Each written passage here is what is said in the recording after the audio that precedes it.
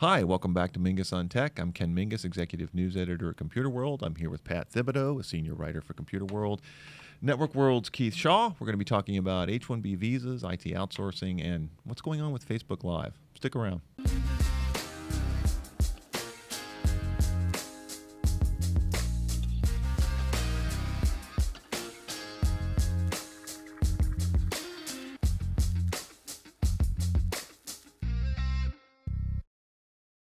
Thanks and welcome back. So, Pat, thanks for jumping in here. You know, there's been a lot going on over the last few weeks. Well, actually, since President Trump took office, related to what he would like to do with the H-1B visa program and IT outsourcing and protecting U.S. jobs. And you've written about this extensively. You know, most recently, of course, was the executive order, and I use that term sort of loosely because there's only so much that can be done to the H-1B visa program with the executive order that the president signed or put out last week. So I thought it'd be a good time to just touch base with you and see where things stand. I mean, are we going to be seeing changes in the H-1B visa program this year, do you think? Real changes? Hey, thanks for having me on, Ken. Yeah. I think some kind of change is possible, and they will definitely make some adjustments to the program administratively. I would expect them to try to raise salaries of H-1B visa workers within the next year, and if they can get cooperation from Congress, I think they want to eliminate the lottery in time for next year.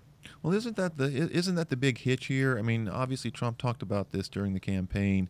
I think he highlighted the problem of H-1B visa workers who were coming in and taking jobs that used to be held by American workers. But then when it comes to actually making changes, it really is up to Congress, right? Congress has a lot of authority, and I think that's the problem the Trump administration ran into. They were interested in making some changes early on, but my sources seem to tell me that they just ran into too many complications. They didn't, one, have enough appointees in place to get real work done on this issue, and two, they really were uncertain about where the dividing line was between their authority and Congress. Right. Now, aren't there a couple of bills floating around in Congress that have been proposed that would make some serious changes to the program? Oh, for sure. And these are kind of repeats of bills They that show have up been every year, introduced. right? I mean, this is Yeah, not. they show up every year. But the momentum is a little stronger this year because of all the attention Disney and Southern California Edison and a few other high-profile cases have received.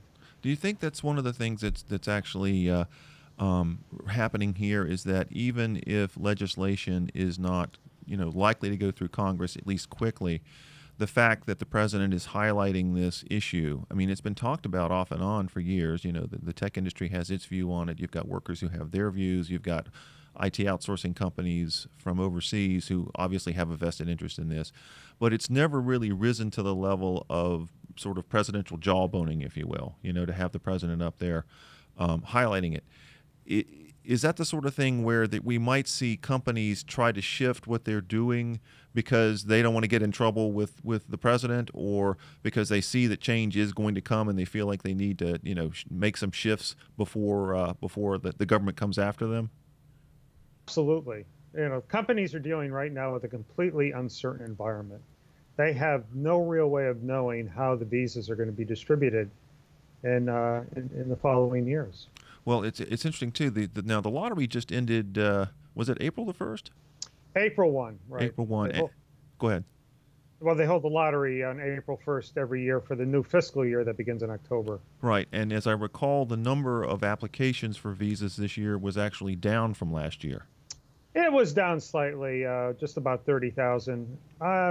Some people attributed that to the Trump effect, so to speak. It's hard to say, but it was down. Yep.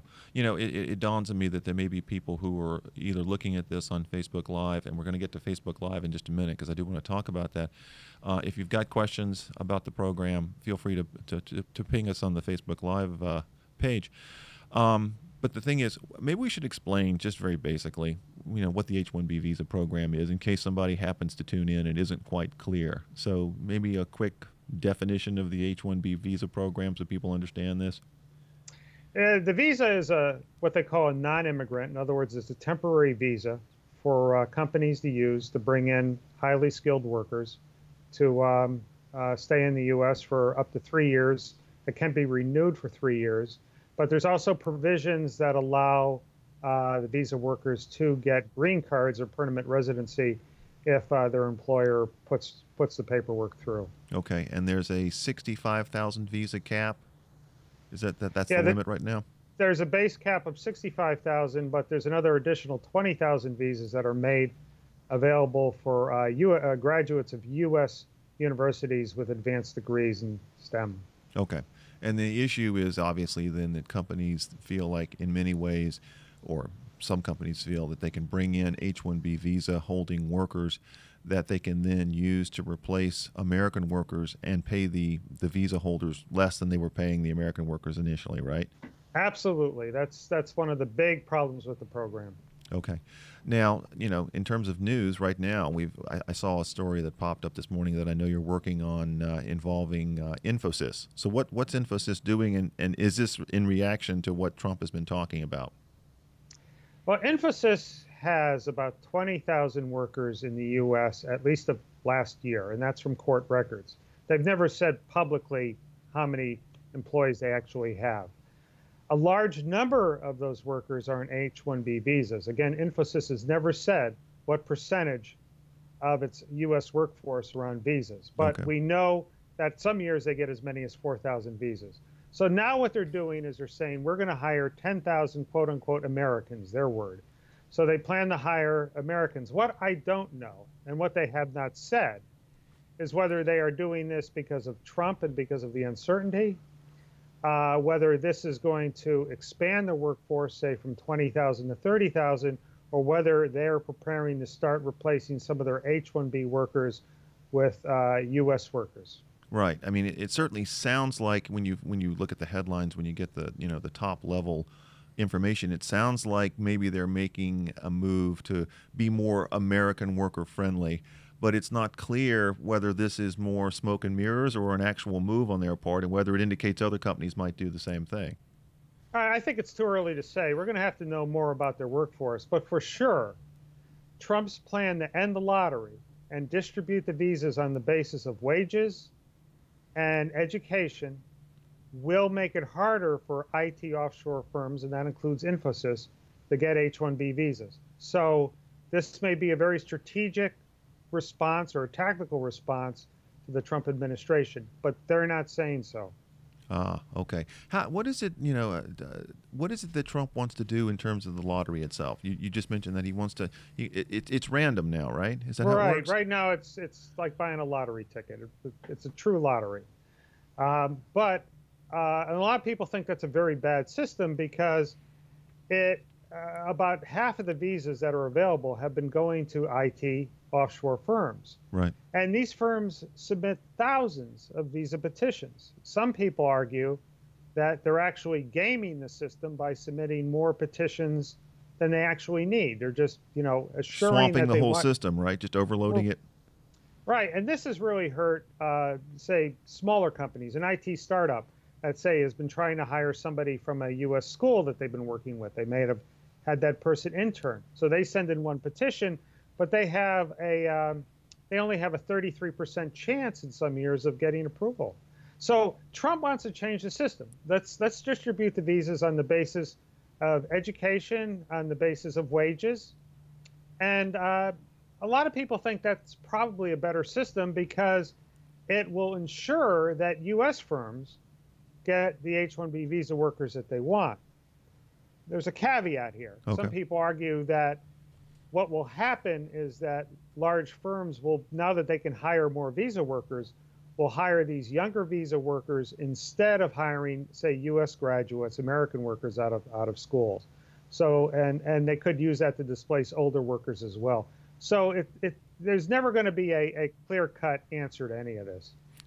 So it sounds like we may see some changes around the edges. We may see some changes to the lottery itself. But in terms of really overhauling the whole program, that's gonna depend on Congress, which doesn't seem to be able to do much of anything right now. So I wouldn't hold out a lot of hope. Right. That's the big question mark here. This may be a lot of wind and fury that ends up going nowhere. Okay. Great. All right. Well, we'll be keeping an eye on it. So thank you very much for the update. That gives me a real good sense for where we are right now. I do want to shift gears a little bit, actually shifting gears a lot, but to go from H-1B visas to Facebook Live. But, there's been this big controversy, certainly of late, with Facebook's move into video and live video and the things that people are posting. Keith and I were talking about this yesterday. There was the video that went up a couple of weeks ago where the guy shot somebody randomly and then posted it. There was the video, I think, out of Thailand, where a child was killed. And it's raising all kinds of questions about, Facebook Live video. I mean, we're doing it. I understand why, if you're in publishing, it makes sense to sort of use it as a broadcasting tool. But it's raising all these questions about whether Facebook is just a generic platform, whether it's a publisher, whether it's a broadcaster. So I mean, Keith, what's your thinking? I think when Facebook Live first came out, it was this, hey, we've got this great platform for to allow everybody to stream.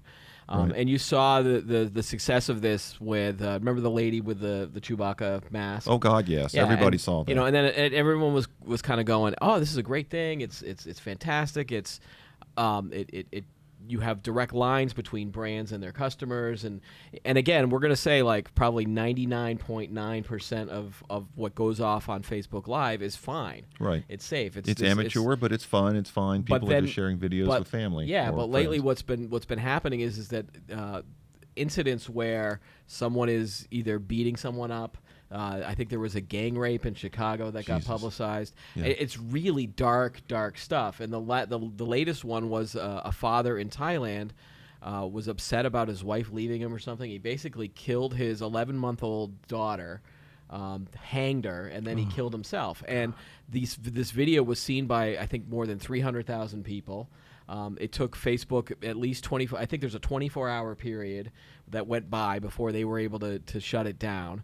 Facebook keeps saying that they've got tools and algorithms to try to detect this stuff, but I don't think that they have the ability to prevent these things from happening, because they enabled this platform to everybody. If you're a Facebook user, you now have the ability to stream. And we were joking earlier about, we're streaming this live. Something could happen where we could end up, someone could come in this door right now. Well, hopefully not. Hopefully not. Mom, it's not. It's okay. We're safe here. Again, trust me. But like, for example, Brandon and I did the pie thing. Right. Like maybe someone could come in and throw a pie at us, or a bucket of water, or a bucket of water. Now, obviously, we have the ability as the publisher to take it down. Right. I think what needs to happen is there needs to be some more serious discussion about what is Facebook. Whether there's an article on Fast Company that talked about whether or not they should be a public utility. Like electricity, like water, is internet access now a basic right. Of people, or because this is a broadcasting platform, so to speak, should they start being treated like the TV networks, and maybe they should fall under some regulation from the FCC? Because again, if you had a TV news crew out and they started broadcasting murders, they'd get shut down pretty quick. Yeah, their license would be pulled their right away. Their license would be pulled. Now, there have been some situations. There was a TV reporter who was doing a news report, and someone did actually kill the one reporter. in Virginia last year? Yeah. So there are some isolated incidents, too. And maybe this is a case where this is isolated incidents with Facebook. But, I read a lot about this covering Facebook Live. I do a lot of work with the Network World team on their live video stuff. It's becoming more disturbing than less, and I think the conversation needs to happen. Well, it's interesting because one of the problems that you have is if Facebook, obviously, they sell advertising, they want as big an audience as possible. But if they start to try to limit or somehow get their hands dirty in spelling out who can post and who can't, right, that makes them more of a broadcaster / publisher than just this neutral platform that anybody has access to. So right? Any steps that they take could then be seen, like a government could come in and say, well, you're limiting who can broadcast, so you are now a broadcaster. Right. If you're limiting some people from broadcasting and then you allow other people who broadcast and they do something stupid or murderous or whatever, then, the culpability starts to edge toward Facebook itself. It becomes not just a neutral platform Right. because they're putting their finger on the scale and saying you can post, you can't. Yeah, I just wanted to ask Pat if he had any thoughts on this covering. He looks like he does. The Trump administration, I mean, they're all for deregulation. The FCC has been throwing out the net neutrality rules and everything else. Yeah. So they want as little regulation as possible on the internet. I just don't see how. I don't see how the Trump administration or Congress, for that matter, would do anything. As emotional as this may be, but even broaden this out. We're heading into a culture where we believe everybody should have open carry. They can carry guns from state to state. One license works everywhere else. Yeah. I mean, we're moving into a very strange place. So I don't really see us doing anything to regulate this kind of thing. And is it even possible to regulate this kind of thing? Well, it's interesting. It reminds me. Have you ever seen the show Black Mirror? It started off in the UK, and I think there was a US version. It's on Netflix, and Black Mirror is a fictional show, a science fiction show, near future, current future, that looks at how technology is integrated in our lives and the things that can go wrong. Okay, so that's Black Mirror. Black Mirror is like if you've got a phone or something like that, and you're looking at it, and it's a blank screen. You can kind of project onto technology whatever you want. One of the episodes had some woman who was suddenly woke up, found herself in this weird situation, seemed to be being chased by someone, was in her life was in danger. The whole show went on for like 30, 45 minutes. She had no idea who she was, where she was, how she got there. And throughout the show, there would be people in the background filming her, or texting or posting it on whatever the version of Facebook would be. And at the end of the show, the great reveal is that she's actually a prisoner. They wipe her mind at the end of every episode, and people get to watch the show and broadcast it. I mean, it's kind of creepy, which it's meant to be. It's almost like Twilight Zone meets whatever. Right. Have you seen the show Black Mirror? I've heard about it. I haven't. Some of the I've heard episodes it's are really dark. creepy. It's Yeah. very dark. I'm not a big dark. Hang on one second, Doug. We have a question. You say from? We have a quick question from Uday. What is the education eligibility to get the H-1B visas? Ooh, back to H-1B visas. Pat, you got any thoughts? Any info? It's typically a 4-year degree. So like basic BA? BS. BA or BS. Oh, yeah, BS, of course. Okay.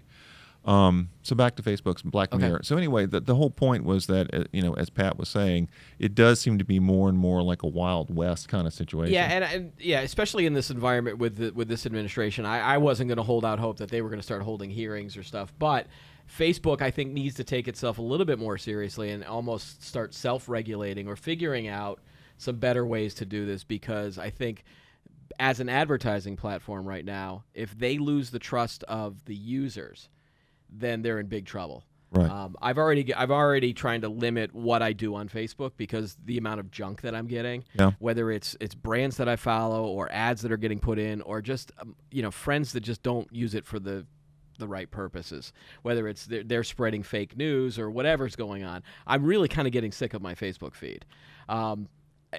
I don't want to have to be at work and then scrolling through my feed and then all of a sudden I'm watching a live murder or I don't need that right now. As an end user, I don't think anybody does.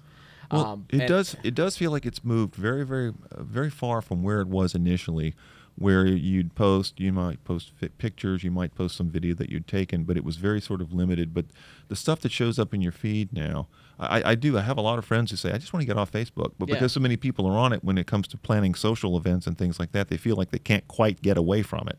Yeah, and that ties into the whole, is this an addicting technology that people can get away from?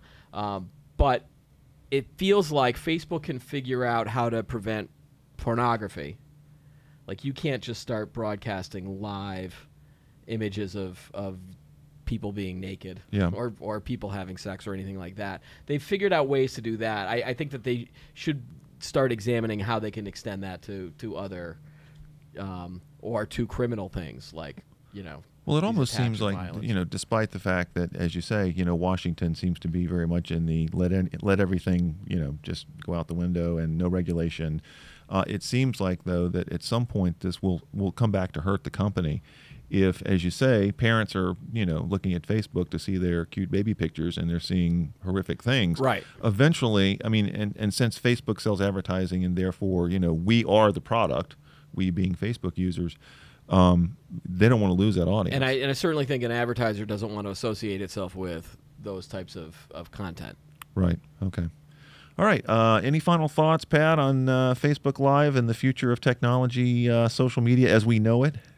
I think Keith raised very good points about Facebook Live, and definitely if parents start getting very, very concerned about Facebook's ability to control the feed, you can see an opening for another social networking platform.